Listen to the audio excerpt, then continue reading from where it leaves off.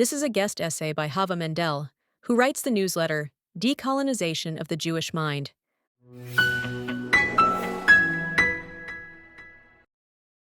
There's something unsettling about how easy it has become to customize Jewishness. Even writing about Jewish identity in the language of the personal gives me a slight uncomfortableness. It feels against the traditional Orthodox structures I grew up with. Yet I've had to reconcile many personal adjustments when it comes to Judaism. It brings into focus the tension between personal life and inherited civilization. The awareness that stepping too far into personal definition, even if so inherently natural and necessary, can sometimes put you at odds with the very foundation that holds the Jewish people together. This quiet recognition that Jewishness has been reframed through lenses that prioritize the individual is a process of Judaic individualization, which helped many Jews feel at home and accepted. Yet, it weakened the frameworks that allows Judaism as a people to connect us across generations. In these environments, Jewishness often becomes a set of personal choices: how much tradition to keep, which practices to adapt, which parts feel meaningful, which to leave behind. Judaism is encountered as something self-prescribed. Indeed, a look at polling over the last decade tells this story. The 2013 major Pew Research Center survey of American Jews found that most define Jewishness primarily through ancestry or culture, rather than religion. Indeed, a pattern repeated in Pew's 2016 study of Israeli Jews, where over half said the same. In Europe, a 2022 Institute for Jewish Policy Research study reported that only about one-third of Jews identified Jewishness primarily as a religion, with the rest emphasizing ancestry, culture, peoplehood, or some hybrid. And Australia's Gen 17 survey from 2017 concluded bluntly that there is no typical Australian Jew at all. Jewish identity instead is a deeply personal construct shaped by individual interpretation rather than a shared template.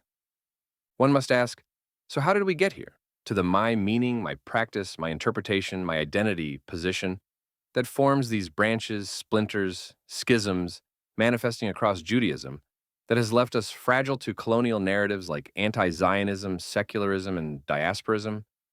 To answer this, we need to look at the moment that the modern diaspora was given an intellectual framework for this shift, the Kaplan era. And for this, we have to go back to the historical moment that Kaplan's ideas formed, America in the 1920s. Millions of Jews had arrived in the United States in the late 19th and early 20th centuries, pushed by waves of Russian pogroms, anti-Semitic legislation, political upheaval in the collapsing Tsarist empire, and deep economic hardship. During the roaring 1920s, whilst the U.S. economy was booming and jazz clubs were gaining in popularity, the cities were growing. Modernity and individuality shaped this decade of optimism. For Jewish immigrants and their children, they began to build permanent lives in the U.S., upwardly mobile, becoming secular, professional, entering schools instead of cheddar, children assimilating. In short, a changing time for diaspora Jewry embracing American culture. Mordecai Kaplan captured this era. A conservative Orthodox rabbi, Mordecai Menahem Kaplan, uncomfortable with his own doubts and criticisms of Jewish orthodoxy, saw a revolutionary way forward for the Jew to survive as a people without depending on strict Jewish law observance or traditional communal structures. He reframed Judaism as a modern religious civilization whose continuity could be secured through an all-encompassing blueprint of shared culture, history, ethics, and peoplehood, rather than through law or land alone. It goes without saying that Kaplan's intellectual and revolutionary shift was both enabling and disabling for many Jews. It offered a way for Jews to remain connected in a rapidly assimilating America, but it also set in motion a transformation. The slow migration of Jewish identity from inherited obligation to personal meaning. What the American political scientist and prolific author on Jewish life in Israel, Charles Liebman, later described as Jewish personalism, what today we can call the Judaism of I. A portable, almost fittable Judaism is appealing, except when it creates a vulnerability that disconnects Jews from the very structures and foundation that protect their continuity. It works only as long as Judaism is organized around the individual, even the individual community. But once Israel re-enters as the fruition of dispossession, constant yearning, and political struggle, and peoplehood is recognized as a state with borders, the surroundings begin to shift. A Jewish person is now recognized as the Jewish people, and an individual Jew may have to account for the plural. The Judaism of I finally confronts the Judaism of we, and it is not a smooth one. Jews can fold themselves into the societies around them. We modernized, we reformed, we secularized, we built full diaspora lives.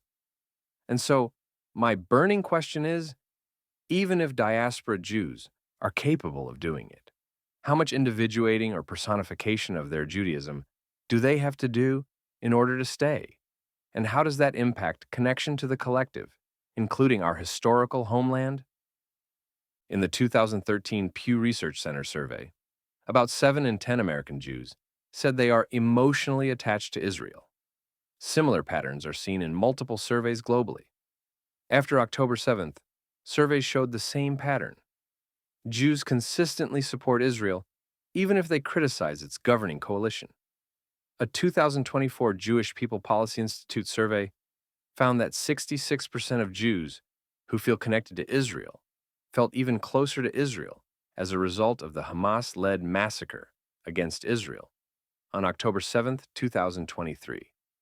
Moreover, the 2024 American Jewish Committee survey found that 85% of American Jews say caring about Israel is important to their Jewish identity. But even if Jews remain connected and supportive, there is a growing segment of progressive and left-wing Jews and organizations that have either withdrawn support, intensified their lack of support to the point of advocating for the dissolution of the State of Israel, and expressed that Jewishness should be the displacement of identity, which means the erasure of one's own identity, including any collective identity. And this is where the consequences of the Judaism of I are reflected. It has primed the conditions for the Jewish defector, the anti-Zionist Jew, who believes Jewishness can be entirely self-invented, a private project severed from peoplehood, land, and shared destiny. It has reduced Jewishness to an identity-building venture, one that becomes whatever one wants it to be according to the prevailing zeitgeist, weightless, expressive, with no obligations or responsibility to the collective. These consequences are most visible among LGBTQ Jews, but the broader impact in academic, activist, and human rights circles are just as notable. Jews in these environments are shaped by highly individualized models of identity and by critical race theory, a framework that describes the world through binaries of power and oppression. These so-called progressive spaces have become dogmatic, violent, aggressive, and the most unaccepting of all. Queer Jews are told their Jewishness has to be the quote-unquote right kind, symbolic, cultural, denationalized. The me, and the I. This is why so many queer Jews report feeling they must hide or dilute their Jewish identity in LGBTQ circles, or become anti-Zionist and denounce any remanence of what it means to be Jewish. Even Rabbi Amichai Lau-Lavie, the poster child of progressive, queer-affirming, diaspora-friendly Judaism, has run his brand into a wall. He said that at a so-called anti-Zionist rally he attended, he heard chants of "kill the Jews" and had to leave.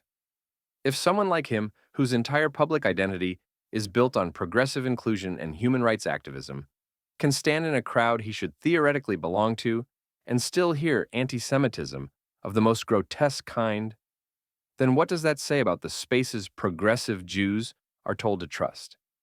It shows that even the most individualized, politically acceptable version of Judaism is never enough when the underlying hostility is anti-Jewish in all its facets. Mordecai Kaplan's model served its historical moment, but it has trained Jews to shrink themselves to fit the expectations of others.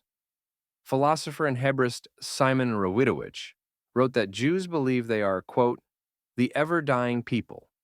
He meant that every generation thinks it is witnessing collapse, and every generation survives, because enough Jews refuse to dilute their civilization to appease the world around them. Hence, the diaspora's Judaism of I is not enough for this moment. You cannot transmit a civilization privately. You cannot pass on peoplehood as a lifestyle preference. So here I am. But think of the many Jews like me who contend with this differently, each trying to weave together the self we've become with the people we belong to. Perhaps the real task of our time is not to reject the I, but to anchor it again in the we, to build a Jewish self that is personal without being privatized, expressive without being weightless, modern without severing the ancient cords that bind us to one another.